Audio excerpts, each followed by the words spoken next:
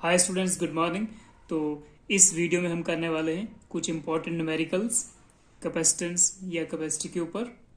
ठीक है, तो इसमें हम थोड़ा सा कैपेसिटेंस और कुछ फॉर्मूले डिस्कस करते हैं पहले।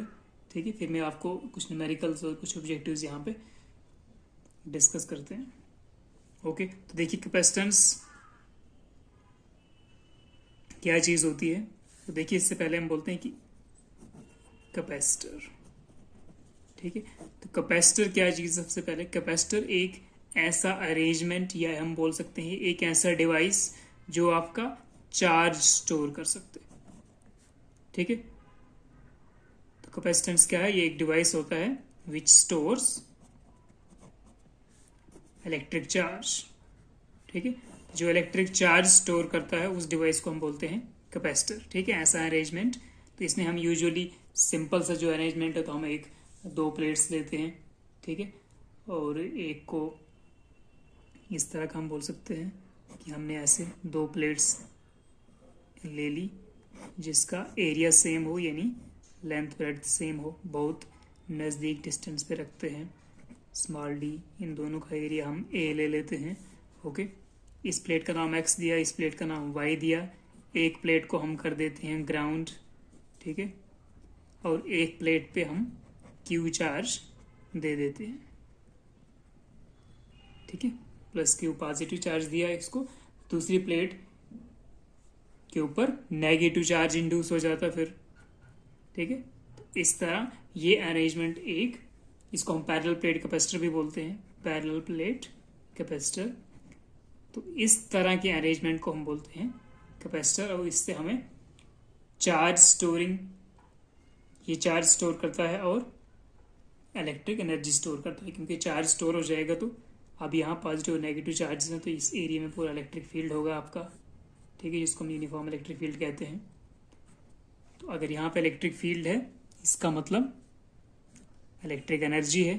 ठीक है, तो the device which stores charge and hence electric energy is called as capacitor. ठीक है, तो कैपेसिटेंस क्या चीज है, या इसको हम कैपेसिटी भी बोलते हैं, इसको सी से डिनोट करते हैं, कैपिटल सी से। तो कैपेसिटेंस होता है the ability of a conductor और कैपेसिटर टू स्टोर चार्ज। ठीक है, द एबिलिटी और कैपेसिटी ऑफ ए कंडक्टर और capacitor to store charge is called as capacitance. ठीक है, तो देखिए आपको पता ही है जैसे कि जो हम चार्ज देते हैं कंडक्टर को, ठीक है, एक जैसे एक प्लेट को यहाँ पर चार्ज दिया हमने, वैसे किसी कंडक्टर को अगर आप चार्ज देते हो तो that charge is directly proportional to the potential difference जो इस चार्ज की वजह से पैदा हो गया, इंक्रीज हो गया उस कंडक्टर का। तो this charge is directly proportional to the potential difference increased in the conductor. ठीक है, तो यहां से आप इसको जब प्रोपोर्शनलिटी को हटाएंगे तो this comes out to be Q is equal to C V. ठीक है, एक हम कांस्टेंट यहां पर पुट करते हैं। ठीक है, और इसी कांस्टेंट को हम कहते हैं constant of proportionality known as capacitance of a capacitor. Constant of proportionality known as capacitance of the capacitor. Capacitance of a capacitor. ठीक है, ओके। तो देखिए मैं एक चीज़ और बताता हूँ आपको कि अगर आप देखना चाहें कि जैसे हम यहाँ पर डिफाइन कर रहे हैं कि Q directly proportional to V है। ठीक है, charge directly proportional to the potential difference. तो जैसे हमने देखिए एक बार हमने पढ़ा हुआ है ऑलरेडी कि ओम्स लॉ हमने पढ़ा हुआ है। तो ओम्स लॉ में क्या होता है कि potential difference is directly proportional to the current. ठीक है, across the ends of a conductor. ठीक है, तो देखिए करंट का डेफिनेशन क्या होता है, चार्ज अपॉन टाइम, यानी rate of flow of charge with time. So यहाँ से आप Q अपॉन टी का वैल्यू पुट कर सकते हैं I की जगह पे, तो V directly proportional to Q upon T हो सकता है। तो यहाँ से आपको पता चलता है कि V डायरेक्टली प्रोपोर्शनल है चार्ज Q के ऊपर और इनवर्सली प्रोपोर्शनल है टाइम के लिए। तो इसका मतलब V is directly proportional to Q, या फिर आप बोल सकते हो Q is directly proportional to V। Okay, आगे चलते हैं, और यहाँ से आप कैपेसिटेंस का फॉर्मूला निकाल सकते हो। तो C कितना आ जाएगा, पोटेंशियल को इसके डिवाइड में ले लो, तो C is Q upon V। ठीक है, तो ये है हमारा जनरली जो है कैपेसिटेंस का फॉर्मूला। ठीक है, तो यहाँ से आपको आप डिफाइन कर सकते हो, तो ठीक है 1 यूनिट ऑफ कैपेसिटेंस डिफाइन कर सकते हो। सो दैट विल बी, और यहाँ से दूसरा कैपेसिटेंस का फॉर्मूला भी निकल जाएगा। Capacitance is defined as magnitude of charge on either plate. ठीक है, इन दोनों प्लेट्स में से किसी का भी चार्ज ले लो, उसका मैग्नीट्यूड ले लो, तो magnitude of charge on the either plate ratio, ठीक है, charge on the either plate to the potential. ठीक है, तो ratio of magnitude of the charge on the either plate to the potential between these plates. Okay, तो यहां से एक definition यही बन सकता है, या आप डायरेक्टली बोल सकते हो capacitance is the ability of a capacitor और capacity of a capacitor to store electric charge and hence electric energy. ठीक है, तो यहां से आप इसका यूनिट बना सकते हो। देखिए, तो देखिए यहां से कैपेसिटेंस का यूनिट क्या बनेगा, चार्ज का यूनिट अपॉन पोटेंशियल का यूनिट। ठीक है, पोटेंशियल डिफरेंस का यूनिट, तो क्या हो जाएगा, इसका मतलब SI यूनिट ऑफ कैपेसिटेंस क्या बनेगा, SI unit of C will be यानी चार्ज का यूनिट कोलम्ब अपॉन पोटेंशियल का यूनिट वोल्ट। कोलम्ब पर वोल्ट जो है वो है कैपेसिटेंस का यूनिट। ठीक है, ये कोलम्ब है, ये कैपेसिटेंस के लिए कैपिटल C। तो coulomb upon potential difference in volts. ठीक है, कोलम्ब अपॉन वोल्ट, इसी को हम बोलते हैं फैरेड। क्या बोलते हैं, फैरेड। ठीक है, फैरेड जो है ये आपको पता है, इंग्लिश साइंटिस्ट जो है आपका इंग्लिश फिजिस्ट माइकल फैराडे। ठीक है, माइकल फैराडे, तो माइकल फैराडे के नाम पे फैरेड यूनिट रखा गया है कैपेसिटेंस का। ठीक है, और 1 फैरेड इज इक्वल टू, यानी कैपेसिटेंस 1 फैरेड अगर तब होगा जब 1 यूनिट ऑफ चार्ज प्रोड्यूस करेगा 1 volt of potential in A given conductor. Clear है इतना। ठीक है, तो 1 फैरेड का आप डेफिनेशन यहां से बना सकते हो। चार्ज का वैल्यू भी 1 रखो यूनिट, और पोटेंशियल डिफरेंस अगर वो 1 यूनिट पैदा करता है, तो इसका मतलब 1 यूनिट कैपेसिटेंस का डेफिनेशन हो गया वो। ठीक है, तो SI यूनिट आपका क्या आ गया, SI यूनिट आ गया आपका फैरेड। ठीक है, कैपिटल F से रिप्रेजेंट करते हैं इसको, और ये भी याद रखना कि 1 farad is equal to 1 coulomb upon 1 volt. ठीक है, तो कोलम्ब अपॉन वोल्ट भी फैरेड ही है। ठीक है, ये सेम चीज है, बस जनरली हम फैरेड लिखते हैं, इसी चीज को नाम दिया गया है फैरेड। तो CGS यूनिट क्या चीज है, CGS यूनिट है आपके पास स्टैट फैरेड। ठीक है, और 1 फैरेड में कितना होता है, 1 farad is equal to 9 into 10 power 11 stat farad. ठीक है, तो जो आपका फैरेड है दिस इज, ये काफी बड़ा है। ठीक है, 1 फैरेड कैपेसिटेंस बहुत काफी ज्यादा होता है। ठीक है, इसलिए आपको यूजुअली जो कैपेसिटर्स मिलते हैं हमारे जो क्लॉक्स में, वॉचेस में, या छोटे स्पीकर्स में, किसी और डिवाइसेस में, ठीक है, इलेक्ट्रॉनिक डिवाइसेस जितनी भी हैं, तो 3-4 चीजों पे हमारे जो रेजिस्टर्स होते हैं, रेजिस्टर्स, कैपेसिटर्स, इंडक्टर्स,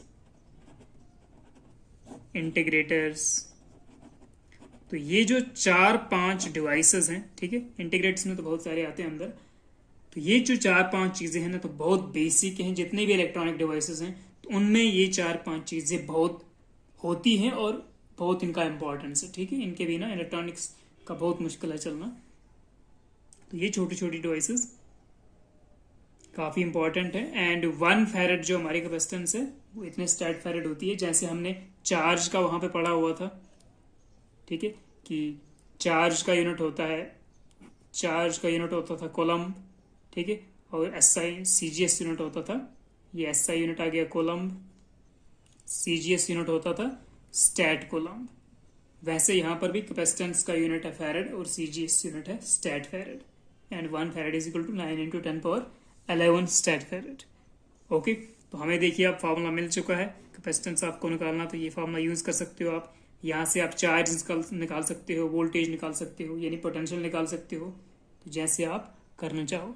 आप देखिए इसी फॉर्मूले से हम कुछ और बना सकते हैं। तो यहां से देखिए आपको पता चल रहा है C is equal to Q upon V. अगर आपका चार्ज कांस्टेंट है तो C inversely proportional to Q, inversely proportional to V लिख सकते हो आप। तो C is inversely proportional to V. ठीक है, जितना चार्ज आपने दिया तो दैट इज कांस्टेंट। अगर कांस्टेंट वैल्यू ऑफ चार्ज आपने किसी कंडक्टर को दिया या किसी कैपेसिटर को दिया तो इसका मतलब आप इसको बोल सकते हो कि C इज और inversely proportional to V and V is inversely proportional to C। ठीक है, अगर इसको ग्राफिकली आप दिखाना चाहो तो ग्राफ हमारा इस तरह बनेगा। तो आपको देखिए पता ही है कि जब भी आप किसी स्टेज का ड्रा करते हो ग्राफ, ठीक है, किसी फंक्शन का, जैसे 1y is equal to 1/x का, जब भी कोई चीज आपको इनवर्सली प्रोपोर्शनल, दो चीजें इनवर्सली प्रोपोर्शनल है तो उनका जो ग्राफ आता है तो कैसा आता है, बनाता हूं मैं यहाँ पे। तो देखिए C is inversely proportional to V। तो ये हमने C लिया इस तरफ V को दिखा रहे हैं। ठीक है, तो कोई भी अगर इस तरह का, कोई भी अगर दो क्वांटिटीज एक दूसरे के इनवर्सली प्रोपोर्शनल तो यूजुअली आपको इस तरह का ग्राफ आता है। ऐसे थोड़ा सा ज्यादा ये हो गया, इस तरह का। ठीक है, तो this is your graph between C inversely proportional to V। ठीक है, तो इसका ग्राफ आपको इस तरह मिलेगा। ओके, तो ऐसा यूनिट हो गया, डेफिनेशन वगैरह सब हो गया। तो अब हम चलते हैं कि अगर कोई हमारे पास स्फेरिकल कंडक्टर है, if we have spherical conductor, तो स्फेरिकल कंडक्टर का हम उसके लिए फॉर्मूला निकालेंगे। ठीक है, उसके लिए फॉर्मूला जैसे लिखेंगे हम, क्योंकि हमें न्यूमेरिकल्स काफ़ी करने हैं अभी आगे, और काफ़ी मल्टीपल चॉइस भी करने हैं आगे नेक्स्ट इस वीडियो में और दूसरे वीडियोज़ में आने वाले हैं काफ़ी आगे। तो देखिए एक चीज़ हमने अभी ऐसा यूनिट कर दिया, CGS यूनिट भी हो गया। तो अभी मैं आप एक चीज़ बताता हूँ कि डायमेंशनल फार्मूला क्या है कैपेसिटेंस का। तो देखिए हमारे पास जो वैल्यू है C is equal to Q upon V, तो इसका मतलब जो C का डायमेंशनल फार्मूला है वो चार्ज अपॉन वोल्टेज यानी पोटेंशियल डिफरेंस का डायमेंशनल फार्मूला होगा। तो देखिए मैं पोटेंशियल, इसको चार्ज को ऐसे रखता हूँ। पोटेंशियल का एक फार्मूला हमारे पास जस्ट हमने पीछे पढ़ा हुआ है, जब हम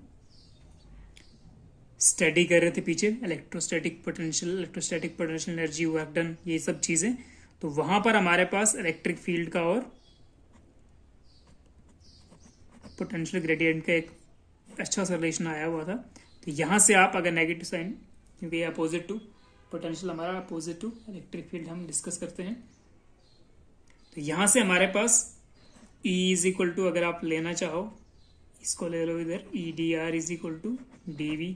नेगेटिव साइन को मैं नहीं ले रहा हूं अब। तो यहां से आपका पोटेंशियल जो है, dV को आप सीधा V ही ले लो और dR को सीधा आप D ले लो। तो पोटेंशियल को आप डिफाइन कर सकते हो, ठीक है, जब आपको इलेक्ट्रिक फील्ड दिया हो और डिस्टेंस दिया हो, तो उस केस में आप पोटेंशियल डिफरेंस डिफाइन कर सकते हो ED। ठीक है, मतलब electric field into the distance. Okay, तो यहां पर डिस्टेंस किया जाएगा, consider distance between the positive plate and the negative plate, ये चार्ज प्लेट्स। तो इसकी जगह पे आप लिख सकते हो Q is equal Q upon E into D. Okay, देखिए इलेक्ट्रिक फील्ड का भी डेफिनेशन आपको पता है, force per unit charge, force per unit charge. Okay, C is equal to this, it implies C is equal to, ये ऊपर चला जाएगा, this will be Q square upon force into distance. ठीक है, क्योंकि एक्चुअली हमारे पास, मैं ऐसा क्यों कर रहा हूं, क्योंकि मेरे पास पोटेंशियल का डायरेक्ट डायमेंशन फार्मूला नहीं है। ठीक है, डायरेक्ट, और चार्ज का भी डायरेक्ट नहीं, इसलिए हम ऐसा करेंगे। अभी देखिए चार्ज का अभी नहीं है डायमेंशन फार्मूला डायरेक्ट हम हमारे पास, तो हम क्या करते हैं, चार्ज को करंट इनटू टाइम की फॉर्म में लिखते हैं। ठीक है, तो आप करंट इलेक्ट्रिसिटी में ऑलरेडी पढ़ने वाले हो कि current is defined as the rate of flow of charge with time. ठीक है, तो यह सीधा बोल सकते हो I is equal to charge upon time. तो यहां से आप चार्ज का वैल्यू निकाल सकते हो, दैट इज IT। तो याद रखना, चार्ज को आप करंट इनटू टाइम के फॉर्म में लिख सकते हो। तो वही हमने यहाँ पे लिखा जस्ट डायमेंशनल फॉर्मूला बनाने के लिए। तो C इज इक्वल टू, ये बन गया IT स्क्वायर अपॉन FD। तो देखिए I को हम आई स्क्वेयर बन गया ये, तो I square T square upon force into distance. It implies C is equal to I का क्या लेते हैं हम, एम्पियर लेते हैं, एम्पियर का पावर 2, टाइम के लिए हम लेते हैं टी पावर 1, टी पावर 2 है यहाँ पे, ठीक है, टाइम का कैपिटल टी लेते हैं। फोर्स का डायमेंशन क्या लेते हैं, m1 l2 t minus 2, L m1 है यहाँ पे यार, ठीक है, m1 l1 t माइनस 2 होता है फोर्स का, और इनटू आपका डिस्टेंस है तो L1, ओके। इस तरह हमने डायमेंशंस पुट कर दिए। This will come out to भी कितना आ जाएगा, ये ए स्क्वेयर है ऊपर से, ampere square time square upon ये कितना आ गया नीचे से, m1 l2 t माइनस 2, ठीक है। तो इस चीज को ऊपर लेते हैं, this will B m power minus 1 l power minus 2 t power minus 2, ऊपर जाएगा तो प्लस 2, ठीक है। तो दैट विल बी, ये जाएगा ऊपर प्लस 2 हो जाएगा, तो टी स्क्वेयर पहले ऊपर है तो बन जाएगा plus 4 a power 2। So this is the dimension formula for capacitance. तो कितना आ गया डायमेंशन फॉर्मूला आपका, c is equal to m minus 1 l minus 2 t plus 4 a square, ठीक है। इसको आप 1242 की फॉर्म में बोल सकते हैं, 1242, ठीक है, MLTA 1242, लेकिन 12 में क्या है, जो 12 है वो -1 -2 की फॉर्म में, ठीक है। तो ये चीज आप याद रखना, ये है dimension formula for your capacitance, okay. और एक चीज और याद रखना आपको कि कैपेसिटेंस को हम कैसे दिखाते हैं, जब सर्किट्स में आप दिखाएंगे तो कैपेसिटर को आप ऐसे दिखाएंगे, ठीक है। यहां से कोई वायर आ रहा है यहां से, ठीक है, तो two parallel and equal lines, two parallel and equal lines, तो ये है आपका कैपेसिटर का सिंबल, ठीक है। स्पेशली जब आप सर्किट्स में देखेंगे, जैसे आप रेजिस्टेंस का आप बनाते हैं, ये रेजिस्टेंस है आपका, ये इंडक्टर होता है, ठीक है, इसको L लिखते हैं, इसको R लिखते हैं, वैसे इसको C लिखेंगे हम, ठीक है। और जब इस तरह, अब अगर ऐसा रेजिस्टेंस आपको दिखे, ऐसा कैपेसिटेंस दिखे, ऐसा कैपेसिटर, उसके बीच में अगर एरो हो जाए तो उसको हम बोलेंगे वेरिएबल कैपेसिटर। क्या बोलेंगे, इसका कैपेसिटेंस वेरी हो रहा है, होता है, ठीक है, वेरी हो सकता है, तो वेरिएबल कैपेसिटर, क्या बोलेंगे उसको, वेरिएबल कैपेसिटर। और ये जहां पर एरो नहीं है तो ये आपका है फिक्स्ड कैपेसिटर, ठीक है। मतलब इसका सपोज 2 माइक्रोफैरेड इसका कैपेसिटेंस हो सकता है, लेकिन इसका हो सकता है कि 1 माइक्रोफैरेड से 20 माइक्रोफैरेड तक ये स्टोर कर सकता है चार्ज, इसका वेरिएशन है। एक कुछ पॉइंट्स बताता हूं आपको कि कहाँ कहाँ यूजुअली इंपॉर्टेंस जो है हमारे कैपेसिटेंस का, तो कहाँ कहाँ है।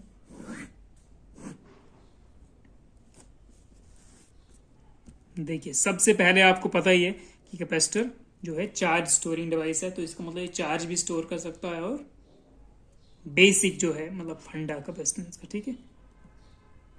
तो बेसिकली ये, इससे हम स्टोर कर सकते हैं चार्ज,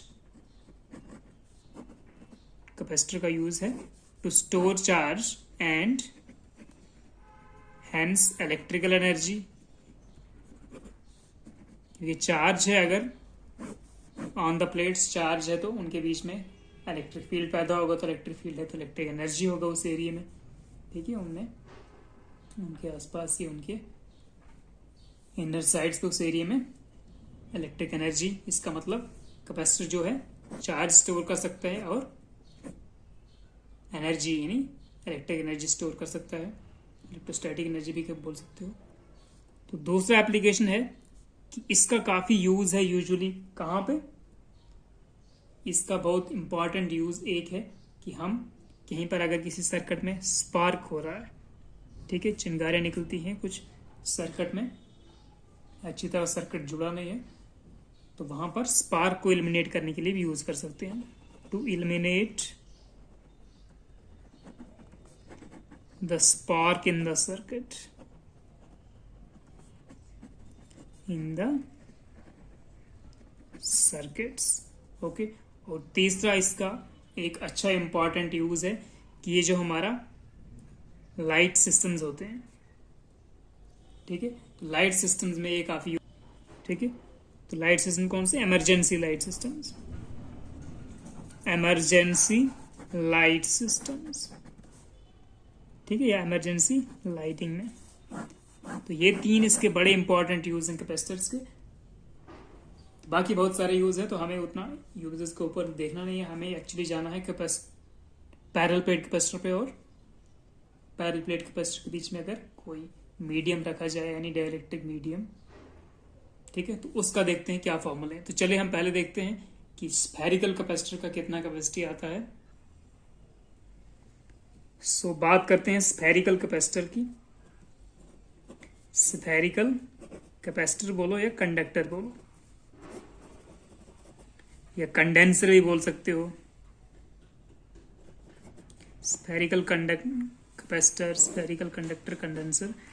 तो इसका जो फार्मूला निकल के आता है, मतलब अगर आपके पास कोई स्फेरिकल बॉडी है इस तरह और उसके ऊपर ऐसे चार्ज है, ठीक है, उसको अपना चार्ज दे दिया, okay, this suppose this charge plus Q, ठीक है, और उसका हम रेडियस मानते हैं कि रेडियस है उसका आर, ठीक है। तो देखिए आपको पता है यहाँ पर सरफेस पे इसके जो पोटेंशियल होगा तो किस तरह दिया जाता है, that is given by v is equal to charge upon 4 pi epsilon not R, ठीक है, charge upon this 4 pi epsilon not into radius. Okay, तो ये फॉर्मूला यूज करने के बाद आप हमारे पास जो वैल्यू आएगा that will be c is equal to Q upon v, v की जगह पे ये चीज भरेंगे, that is Q upon this, Q upon 4 pi epsilon not R. Okay, तो ये कैंसिल हो जाएगा, इसको आप न्यूमरेटर में ले लो, नंबर 1 पे ले लो, number first second third line वाला नंबर फर्स्ट लाइन पे ले सकते हो, दैट विल बी आपका कैपेसिटेंस, आप स्फेरिकल कैपेसिटर आ जाएगा 4 पाई एप्सिलॉन नॉट आर, ठीक है। तो ये हम फ्री स्पेस या एयर की बात कर रहे हैं, तो ये आ गया आपका इसके लिए formula c is equal to 4 pi epsilon not R, ठीक है। मतलब आपका अगर रेडियस पता है उस स्फीयर का, तो आप उस स्फेरिकल बॉडी का चार्ज स्टोरिंग एबिलिटी निकाल सकते हो, यानी उसका कैपेसिटेंस निकाल सकते हो। इसी बेस पे आप अर्थ को कंसीडर कर सकते हो एक स्फेरिकल कैपेसिटर और उसका निकाल सकते हो। तो इसलिए कैपेसिटी ऑफ अर्थ कितना बन जाएगा, कैपेसिटी ऑफ अर्थ को अगर आप निकालना चाहो उसके लिए आपको पता है रेडियस ऑफ अर्थ कितना है। तो रेडियस ऑफ अर्थ आपको पता ही है कि वो हम लेते हैं 400 किलोमीटर, 6400 किलोमीटर के आसपास, ठीक है। तो इसको अगर आप मीटर में कन्वर्ट करना चाहो तो that comes out to be 6.4 into 10 power 6 metre. तो ये चीज़ याद रखना, 6400 किलोमीटर या 6.4 into 10 power 6 metre, this is the radius of earth, ठीक है। तो रेडियस ऑफ अर्थ का वैल्यू अगर ये हम यहाँ पुट कर दें, 4 पाई एप्सिलॉन नॉट का वैल्यू हमारे पास होता है ऑलरेडी, ठीक है। तो इनको हम डिवाइड करके हमारे पास कितना वैल्यू आ जाएगा, देखें इसको जरा, देखिए कैपेसिटी ऑफ अर्थ कितना हो जाएगा, कैपेसिटी ऑफ अर्थ, तो सी अर्थ कितना हो जाएगा 4 pi epsilon not into this value 6.4 into 10 power 6, इतने मीटर होता है रेडियस ऑफ अर्थ। एक्चुअल में वैल्यू जो है radius of earth that is, radius of अर्थ जो है एक्चुअल में that is 6371 kilometre actual value, ठीक है। लेकिन हम जस्ट इसको सिंपल करके 6.4 इंटू 10 पावर 6 मीटर, ठीक है, राउंड अप करके इतना ले रहे हैं 400 किलोमीटर, लेकिन एक्चुअल वैल्यू ये है। एक्चुअल कैलकुलेशन अगर करना हो तो देखिए यहाँ से आप देख सकते हैं, देखिए हम जो Coulomb's constant k is equal to 1/4 pi epsilon not, इस चीज का वैल्यू कितना लेते हैं हम 9 इंटू 10 पावर 9, ठीक है, आगे इसका यूनिट। तो इसका मतलब अगर आपको सिर्फ ये वैल्यू लेना पड़ेगा 1 बाई दिस, ठीक है, 1/this लेते हैं ये, इसका मतलब ये वैल्यू लेना है तो क्या होगा 1/this लेंगे, ओके। तो इसको हम लिख सकते हैं 1/9 इंटू 10 पावर 9, इंटू 6.4 इंटू 10⁻6, ठीक है। सो 6.4 अपॉन 9 इंटू जो पावर्स वाले हैं उनको एक जगह करो तो 10⁻6 माइनस 9, ओके। तो दिस इज 6.4 अपॉन 9 कितना आता है, this will come out to be, यह आता है 0.711 इंटू 10 पावर कितना हो जाएगा -3, ओके।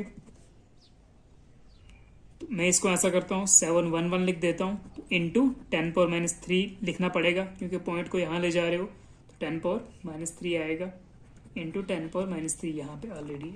तो this will come out to be 711 into 10 power -6, 711 into 10 power -6 farad. इतने फैरेड है कैपेसिटेंस ऑफ अर्थ, ठीक है। 10 पावर -6 को आप अगर माइक्रो में लिखना चाहो तो लिख सकते हो, तो 711 micro farad, this is the capacity of the earth, ठीक है। अगर आप एक्चुअल वैल्यू लोगे तो ये 710 के आसपास आ जाएगा, ठीक है। तो जस्ट हम ये रफली 7.11 लेते हैं, जो ज्यादा कम भी नहीं है बट थोड़ी मतलब छोटी वैल्यू है। और आपको पता होना चाहिए कि 1 फैरेड जो है ना, फैरेड बड़ा बड़ा यूनिट है, ठीक है। 1 फैरेड कैपेसिटेंस के लिए आपको बहुत सारा एरिया, बड़ी बड़ी प्लेट्स चाहिए स्टोर करने के लिए, उतना, ठीक है। 1 फैरेड, अगर किसी कैपेसिटर का जो कैपेसिटी है उसका कैपेसिटेंस 1 फैरेड है तो वो कैपेसिटर बहुत ज्यादा चार्ज स्टोर कर सकता है। तो देखिए अर्थ का कैपेसिटी भी काफी ज्यादा, हाँ मतलब काफी बड़ा कैपेसिटेंस ऑफ अर्थ नहीं है, नॉर्मल जस्ट है, छोटा ही कैपेसिटी है।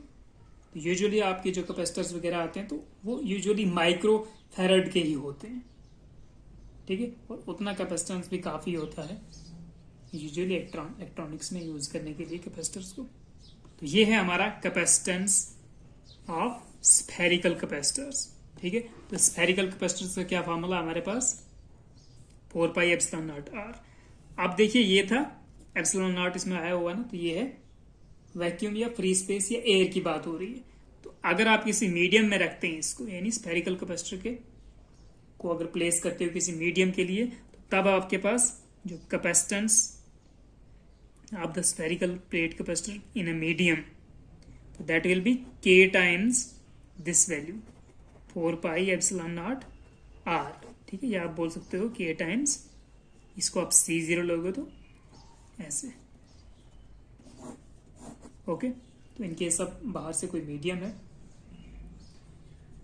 तो फिर आपको k टाइम्स दिस लेना। तो k क्या है आपका, डाइलेक्ट्रिक कांस्टेंट, या आप इसको पढ़ते हो relative permittivity of the medium, ठीक है। तो ये आपका डाइलेक्ट्रिक कांस्टेंट है, या इसको आप εr भी कहते हो, ओके। तो इतना क्लियर है, ये आपका फॉर्मूला 4πε0r, एंड मीडियम के केस में देखना तो ये आ जाएगा। तो स्फेरिकल कैपेसिटर का भी क्लियर हो गया।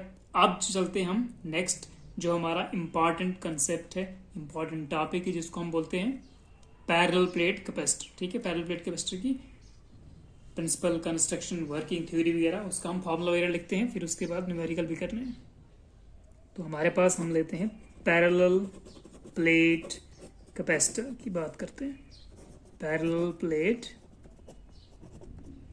कैपेसिटर, ओके, ठीक है। पैरेलल प्लेट कैपेसिटर, इसमें क्या होता है, 2 प्लेट्स लेते हैं हम लोग,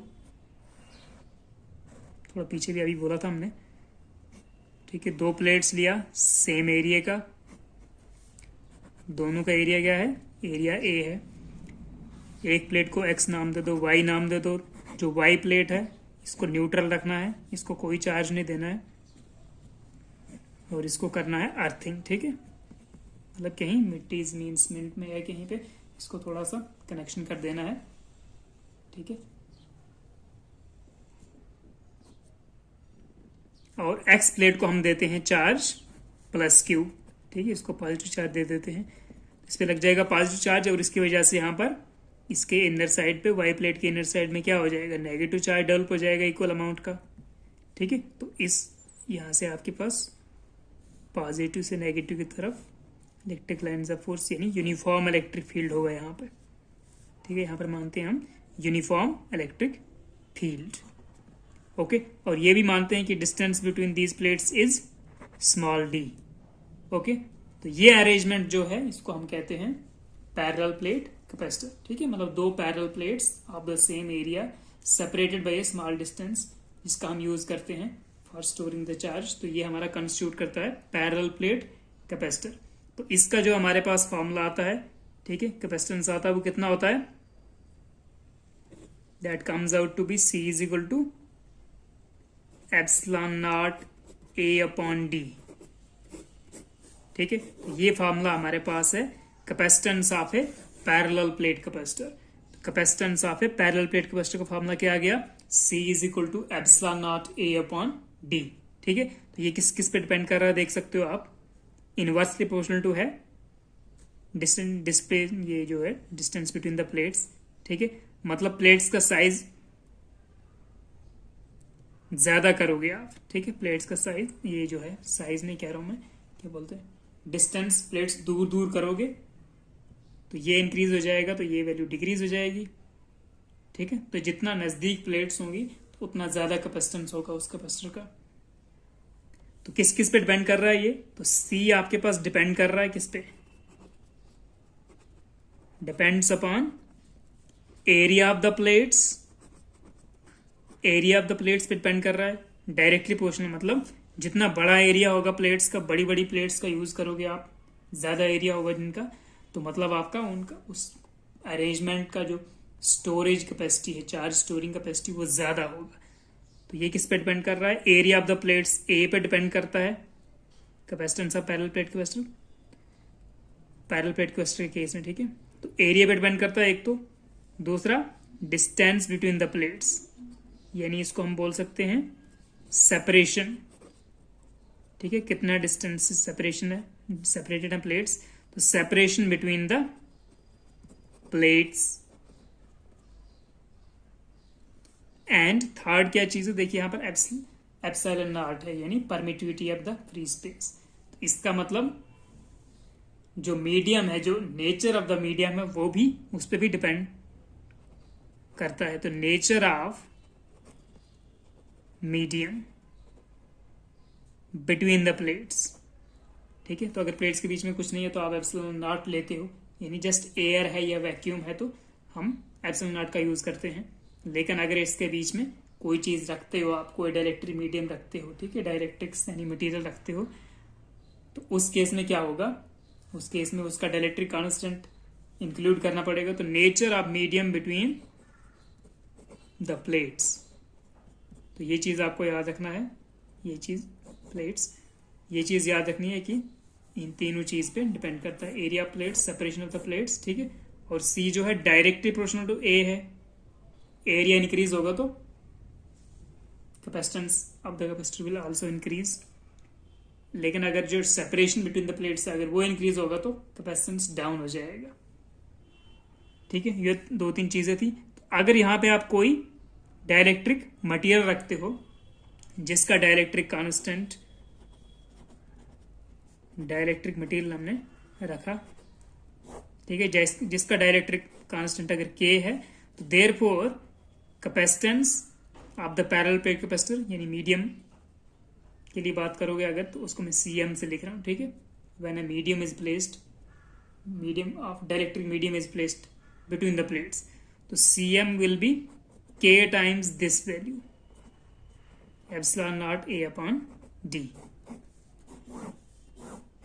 ठीक है, तो कोई आपने इधर कुछ प्लेस कर दिया प्लेट्स के बीच में, यानी डाइलेक्ट्रिक मीडियम जिसका आपको डाइलेक्ट्रिक कांस्टेंट पता हो, तो आपने उसका डाइलेक्ट्रिक कांस्टेंट से मल्टीप्लाई करना है और फिर उस पैरेलल प्लेट कैपेसिटर का कैपेसिटर से निकल जाएगा।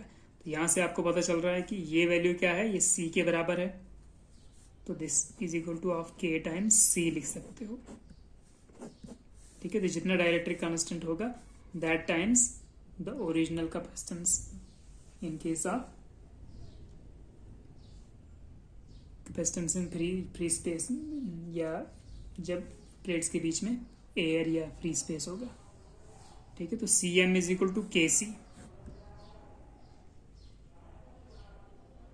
ओके, ये फार्मूला बहुत ज्यादा इंपॉर्टेंट है, इस पर न्यूमेरिकल आने का भी काफी इम्कान रहता है। इसी तरह दूसरा फार्मूला, जब अगर आपने कुछ प्लेस तो कर दिया यहाँ पे, लेकिन उसका थिकनेस कितना है, थिन है, थिक है, कितना है वो, तो उसके लिए हम दूसरा फार्मूला डिजाइन करते हैं जिसको हम बोलते हैं capacitance of parallel plate capacitor when a dielectric medium या dielectric slab is placed between the plates. Okay, तो इसको मैं यहां पे बना रहा हूं, तो चलिए यहां पे बना लेते हैं। तो देखिए, जब यहां पर आप डाइलेक्ट्रिक स्लैब प्लेस करोगे, मतलब एक कोई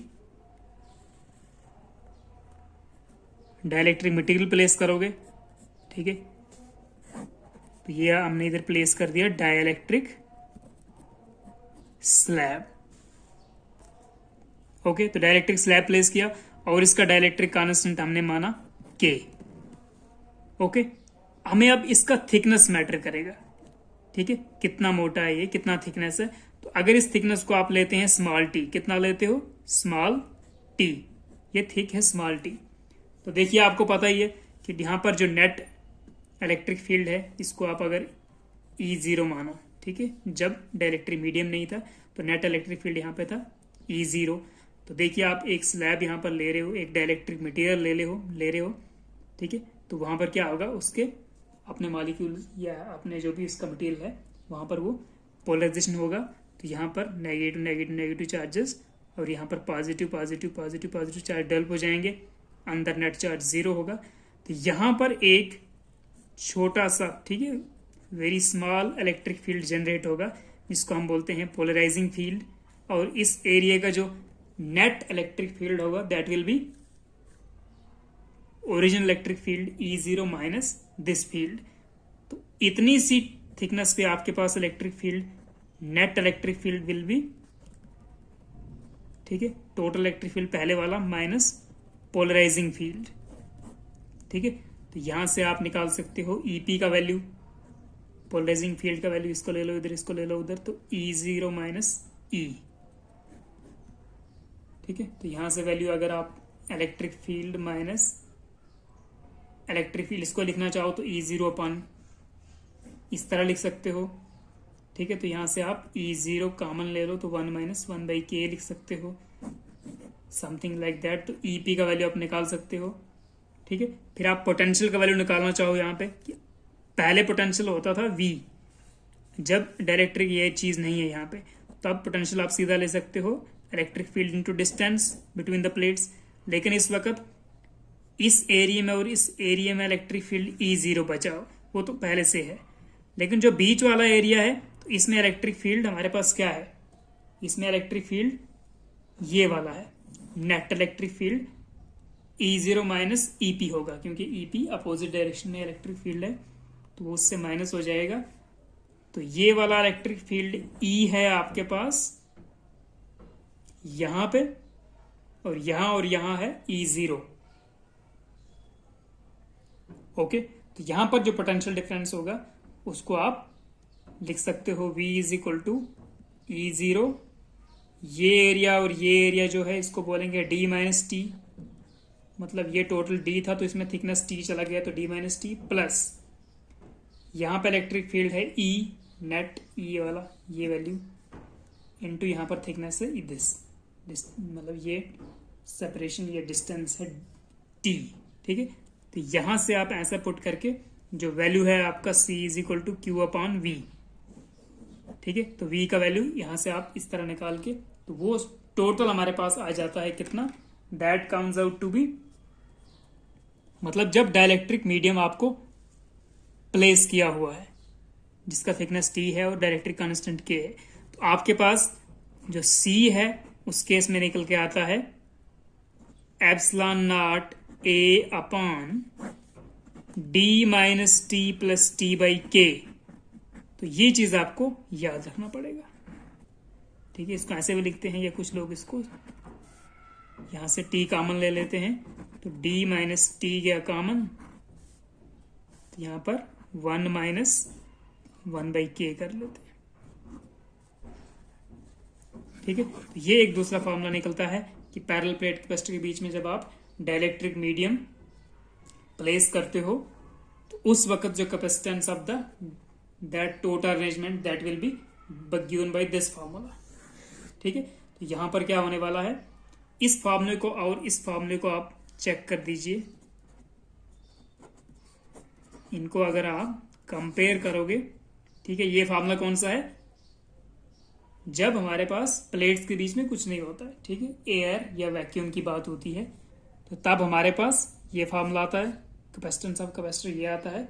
और जब हम डाइलेक्ट्रिक स्लैब या डाइलेक्ट्रिक मटेरियल कुछ प्लेस करते हैं जिसका डाइलेक्ट्रिक कांस्टेंट के, ठीक है, स्मॉल के हो और जिसका थिकनेस स्मॉल टी हो, तो तब ये फॉर्मूला आता है। अब देखिए यहां पर है डी, ठीक है, मतलब ये टोटल डी, और यहां पर है D minus T plus T by के। यहां पर डी में से कुछ, यहां पे देख सकते हो, डी में से D minus thickness times this, तो डी में से कुछ क्वांटिटी कम हो रही है, तो ये डी, ये वैल्यू यहां पर डिवाइड में ज्यादा है और यहां पे डिवाइड में ये टोटल वैल्यू कम है, मतलब डी में से कुछ कम हो रहा है। इसका मतलब आप इस चीज को छोटी चीज से डिवाइड कर रहे हैं, यहां पर आप इस चीज को बड़ी से कर रहे हैं, तो ये वैल्यू जो इसका आंसर आएगा, किसी भी चीज को आप बड़े से डिवाइड करो आंसर छोटा हो जाता है, यहां पर आप थोड़ा छोटे से डिवाइड कर रहे हो, ठीक है, उसी चीज को डिवाइड कर रहे हो थोड़े छोटे वैल्यूज, जैसे आप 10 को डिवाइड कर रहे हो 4 से और 10 को डिवाइड कर रहे हो 5 से, तो यहां पर सपोज डी हमने 5 लिया, इधर 5 माइनस समथिंग करके 4, तो बड़ी चीज कौन सी, ये बड़ी है कि ये बड़ी है, ये बड़ी है, क्योंकि यहां पर आप बड़े से डिवाइड कर रहे हो तो ये 2 आ जाएगा, यहां पर थोड़ा छोटे से डिवाइड कर रहे हो, इससे छोटा है ये, तो ये आ जाएगा 2 पॉइंट समथिंग, ये बड़ा है इससे। ओके, तो ये चीज आपको थोड़ा समझना पड़ेगा, ठीक है। तो इसका मतलब ये हुआ कि अगर आप कोई डाइलेक्ट्रिक मीडियम, कोई डाइलेक्ट्रिक स्लैब प्लेस करते हो कैपेसिटर के बीच में, तो कैपेसिटेंस और ज्यादा बढ़ जाता है, ठीक है। तो ये आपको पता होना चाहिए कि इस फॉर्मूले से, ठीक है, ये फॉर्मूला याद भी रखना आपको, ये रखो याद। तो यहां से आप क्या रिजल्ट ले सकते हो कि when a dielectric slab is introduced between the plates of the capacitor, plates of the parallel plate capacitor, then capacity of the parallel plate capacitor increases, ठीक है। ये चीज याद रखना कि डाइलेक्ट्रिक स्लैब जब भी प्लेस करोगे, या डाइलेक्ट्रिक मटेरियल या डाइलेक्ट्रिक स्लैब जो भी आपने प्लेस किया, जब भी उसको इंट्रोड्यूस करना है प्लेट्स के बीच में, तो कैपेसिटी, इस पूरे का कैपेसिटी इंक्रीज हो जाएगा, ठीक है। तो इतना क्लियर है आई थिंक। तो अब हम चलते हैं, हम इसके ऊपर छोटे छोटे न्यूमेरिकल्स निकालते हैं और कुछ ऑब्जेक्टिव्स भी पढ़ने वाले हैं। ओके, तो अब मैं नेक्स्ट वीडियो डालता हूं, ठीक है। तो नेक्स्ट वीडियो में हम सिर्फ न्यूमेरिकल्स ही सॉल्व करने वाले हैं। ओके।